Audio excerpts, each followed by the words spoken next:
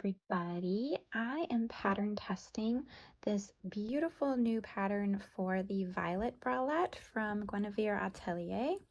And I have worked on a lot of her patterns before and they're just awesome. They fit me perfectly. Her directions are meticulous. I absolutely love her patterns. So I was really excited when she offered to let me test this for her. I'm just going to show the pieces, and just as a little disclaimer, again, I am in the pattern testing stage right now, so it's possible that there may be some changes to the pattern before it's fully released. So for now, what we have is this layer of stretch mesh here. This is really thin stretch mesh. That is all I had on hand that was in a pretty color. All of the stretch mesh that I have that's more like power mesh has a lot more support to it, but it is not very pretty. It is in nude and white and black. So I wanted to make something a little bit more girly. Also, this pattern does require quite a bit of stretch galloon lace. This was one of the few options that I had on hand. So what you're going to do once you have all of your pieces cut out, to begin, you're going to sew these two front pieces together, and I was lucky enough to have enough fabric to be able to mirror these.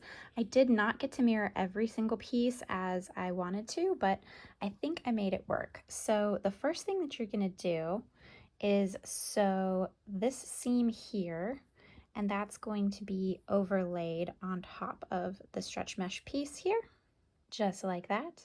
And then you will kind of zigzag stitch the pieces on, and you can baste along here as well. After that, you're going to sew these two pieces here as the side cup, and these are all of my pieces here. This goes on the side here, and it has such a beautiful back piece. So I will just quickly show you. So actually, I think it goes like this, but I will double check the pattern. So this is going to be the back, and I believe this piece that comes off here attaches here. Yep, that looks like it matches nicely. And then you've got the bottom band here, which I have actually already, just kind of clipped together so that I can start sewing it.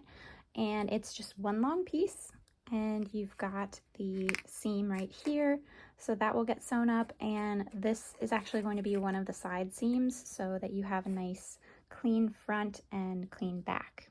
So for my first step, like I said, I'm going to go ahead and sew the overlay pieces here on this seam. Before I leave you, I do want to just mention, when you're cutting out this pattern, you need to be really cognizant of where the galloon scalloped edging is going. That is very, very important. So for example, here on my side cut piece, you don't actually need to have the scalloped edge here. That was just an accident because I was running out of fabric, and that was the only spot that I could get it to where it would be mirrored with this other side here. Having your scalloped edge here is just going to be really pretty and give a nice little feature to your neckline here. And of course, you want to make sure that you've got your scalloped edge going along the bottom of the band and on the back here. Okay, so just something to keep in mind. So again, back to what I'm going to sew first. I am going to sew this seam here, fold that over, and then I will tack it, well, zigzag, I say tack, but I will zigzag stitch onto the front here. And then I'm going to sew the side seam here for the band. And I will meet you back here shortly. All right, so I think to make this part a little bit easier, what I'm going to do is baste all the way around. And my secret weapon. Yeah, not for you, Moose. These little glue sticks are so awesome. This is the purple one, but don't worry, it loses its purple color and it washes right out. I have never had any issues using these little glue sticks as basting sticks. I wanted to also point out one thing that I had mentioned to begin with was to baste these pieces together, the side cup, and don't do that, because what we are going to do is sandwich them in just the right order so that we can get some clean seams on the front there, okay? So let me go ahead and baste this on and sew it up, and then look at my sweet boy. And then we will continue.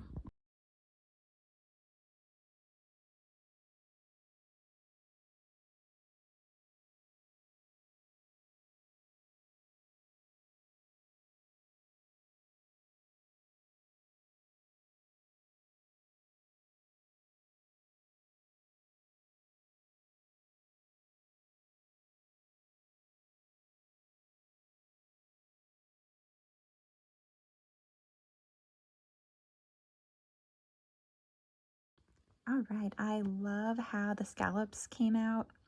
The stitching is pretty much invisible. You really can't see it at all from the front, which is really nice. One thing that I want to point out, and this is something that I will probably suggest to the pattern designer to add as a note, if you're doing zigzag stitch and your fabric is pretty sheer, which it probably is if you're doing stretch lace and stretch mesh, I just went ahead and trimmed the seam allowance down as close as I could without cutting the stitches because it was showing through too much on the front and I just didn't like the look of it. But otherwise, this looks so pretty. I'm loving how this is coming out.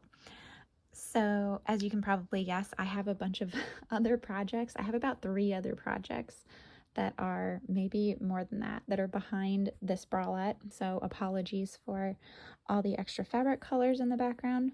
Okay, let's move on to the side cups here. So you're going to make a little sandwich here. And the way we're going to do that, if you want to, you can go ahead and baste along this edge if that makes it easier for you. Like I said, I am using my glue stick, so it's already coming unstuck in some places. Like I said, it doesn't last very long. I'm going to go ahead and just put a little bit more glue on there before I start stitching. So to make a nice clean seam on the inside, like nice clean finish, so you don't have any exposed seams against your body, you are going to put this main piece in the middle and put your side cup on top with the right sides touching. The right side of your lace side cup is going on top of your main middle center cup piece here. Then you're going to be doing right sides together on the inside with your stretch mesh, and that way the seam is going to get sewn here, so that way when it's all sewn up you'll have a nice enclosed seam. Okay, so it's going to look like that on the inside. Okay, so I'm going to go ahead and sew those 2 on. All right, here we go. So I went ahead and just trimmed up my seam allowance here just a little bit again so that it is completely invisible from the outside. And I gave the seam a light press and steam over my tailor's ham, the rounded one that is made specifically for doing these types of curved seams here. And my next step, I'm going to go ahead and set this piece aside for right now because I'm going to work with the back pieces now. And again, I just want to reiterate with this pattern the importance of really watching where your scalloped edge is going when you're cutting out your pattern pieces. Be very mindful of that because if you miss the edge, you can totally ruin the whole look of the garment. either that or it just won't have that extra pretty little detail that you're looking for. So again, here, scalloped edge goes here. So when you're cutting this out, in case you're doing this as your first bra or the first time that you're working with a scalloped edge type of fabric, you're going to line up the lowest part of the scallops here with your pattern piece. So you will see that when you cut out your pattern piece, there's going to be a little bit of an overlap, or there's going to be a little bit of fabric extending beyond the edge where the scallop is, okay? So just something to keep in mind. And this is a very forgiving pattern, so I do think this is a good one if it's your first bralette that you're sewing. So according to the directions, the next step is to add on the side back piece and to slightly overlap the back pieces, which has a little notch here, and I actually forgot to mark that on my pattern pieces, so I need to mark that and overlap where they're going to go. Look at how pretty that is. This back, I would highly recommend trying to mirror these pieces if you can, because the effect is just stunning. It is so pretty having the two mirrored pieces. So yes, the next step is going to be sewing these side pieces on back here. And I think these are the only two pieces that I was not able to mirror, and I did my best. So they're not too far off, but they're not perfectly mirrored like all the other pieces. But I was at the end. This is about all I have left of this fabric, so I'm hoping there might be enough to make a pair of matching panties to go with this.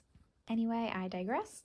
I'm going to go ahead and sew this seam here and this seam here and overlap these slightly at the mark on the pattern piece. All right, so I have gone ahead and sewn on the side back, and then I trimmed the seam allowance and gave it a nice little seam so that that seam lies flat. And I added my little markings here to overlap just slightly, so it's so pretty. It's really pretty. I'm totally in love with it. So my next step is going to be, I'm going to go ahead and sew just a little bit here to hold these pieces in place and keep the placement correct. And then my next step is going to be adding fold over elastic to the neckline. And I went ahead and just gave my fold over elastic a light pressing to kind of hold it so that I can do the fold over elastic in one pass. This is such a divisive topic amongst sewists, but I'm all about time, and I have a tendency to do my fold over elastic in one pass. But doing it this way really helps a lot. So I'm going to go ahead and sew this on and sew the two back pieces together, and then I will check on the next step after that. Okay, here's where we're at right now. I have the fold over elastic sewn on the neckline, and it could probably use a good pressing. But anyway, I went ahead and attached the shoulder straps, and again, I just trimmed the seam allowance, and I went ahead and top stitched it just so that this portion here where the scalloped lace is sewn over the fold over elastic looks nice and neat. Did the same over here. And the next thing to do is sew the side seams. And I was trying to figure out a way to do this so that it ends up nice and clean. And I think you can actually see I did the sandwich technique again, but it's a little bit tricky because you kind of have to go up like underneath here, and this is the side cup piece here, and since I don't have the bottom sewn up, actually I don't have the armhole done either. So there are two options for you depending on what means the most to you. So if you want to, for your next step, before you sew up the side seam, you can go ahead and add your fold over elastic to the armhole here, and then you will sew up your side seam and sew over that fold over elastic. For me personally, I don't like the feel of the fold over elastic when it's like that. It kind of irritates my skin a little bit. So I also would prefer to have a clean seam on the inside. So I'm doing it this way. And I have to look at the directions because I'm not quite sure what they are recommending. But I went ahead and did the sandwich technique to enclose my seam over here, and I will probably trim it again just a little bit, and then I'm going to sew the fold over elastic on, and I'm going to overlap the ends of my fold over elastic and sew them before I sew that on to the side seam area here. So it's a little bit of an advanced technique. If you're up for it, I say go for it, but it is a little bit trickier. But otherwise, at this step, if you're able to, I went ahead and tried it on just to check and make sure that my side seams are good. And there are a few adjustments you could make at this point if you need to. Basically, if it is too loose, then you can go ahead and tighten up the side seams a little bit, or you could go ahead and overlap the back panels a little bit more if you want to. Kind of bring it in more like this if it's too loose. I did not have that problem. I felt like it fits perfectly. I think the cups might be a wee bit small, but that might work out once I get the side elastic put into the armhole here, the fold over elastic. Otherwise, it looks absolutely beautiful. It's super comfy, and I'm really looking forward to finishing it up. So that's kind of how we're going to be looking once it is all done. So my next step is to go ahead and finish up the other side seam, and I'm going to add my fold over elastic here. And then I will come back and show you what it looks like before my last step, which is to add in the bottom band here. Actually, that is the second to last step. The last step, I believe, is to sew in some band elastic to give you a little bit more support under here, because this is very, very lightweight fabric. So if you're working with, you know, anything over like an A cup, maybe a B cup, you're definitely going to need some elastic. So I will be back shortly after I get these armholes all done and this side seam. All right, so my phone apparently was not recording when I did these last couple steps, so I'll just walk you through it. I went ahead and added the binding onto both sides, so that's all done. So this is how I do my binding so that everything is nice and clean on the inside. And it's basically just like sewing a mitered corner. It's pretty close to that. All right, so I also went ahead and attached the band, and let's see if I can show you what that looks like. So I sewed the band first, and then I added the elastic. So the last thing that I need to do is attach the elastic to the band from the outside. So I'm going to do the same thing I've been doing for all of my other seams, and just trim this up a little bit because it is visible from the front. Not a lot, but a little bit, and it'll just look a little bit more professional and neat to trim up that seam allowance. So I'm going to go ahead and trim up the seam allowance and finish sewing the band to the front using a zigzag stitch right on the edge of that elastic there.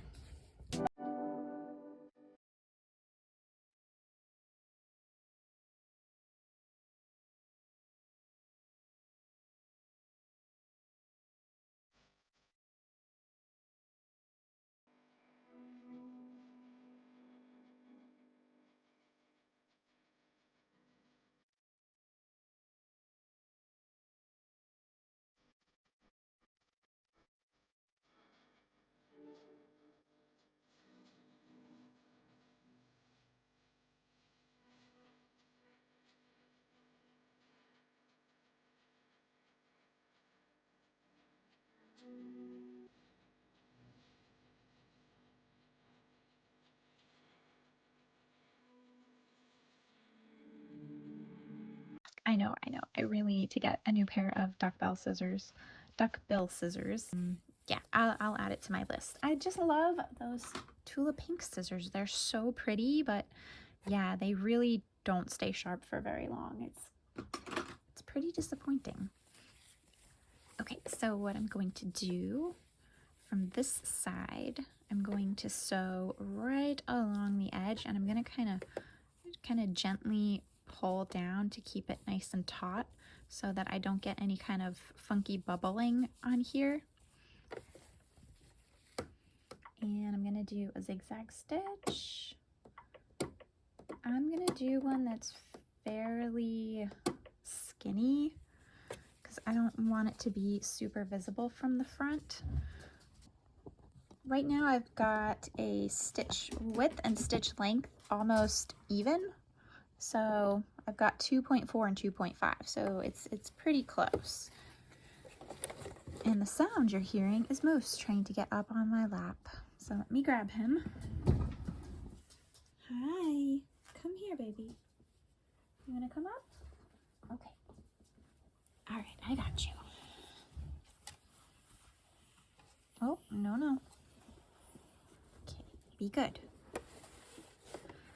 All right, so let's start on the side here. Yeah.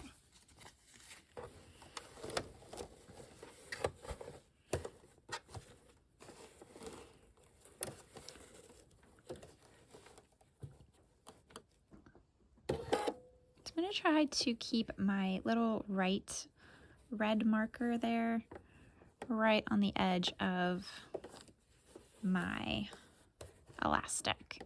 And let's just see let's see what that, well, or we'll just lose the thread before we can even get started. But yeah, let's just see how that looks. And I might make it a little bit tinier actually. So I'm actually doing a wider elastic than what the pattern calls for because I need a little bit more support for the girls. All right, can you see that? Let's see. Zoom you in a little bit. Okay, I swear I'll get this filming thing right one day. All right, let's see how that looks.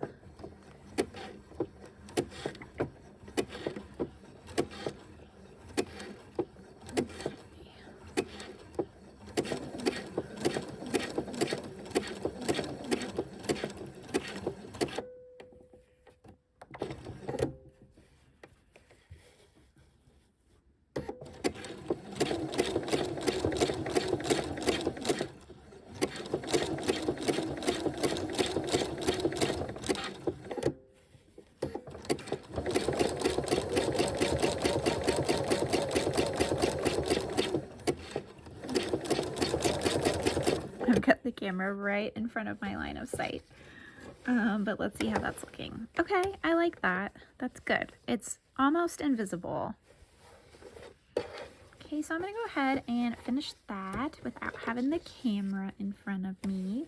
And I'll show you the finished result. This is our last step. Yay!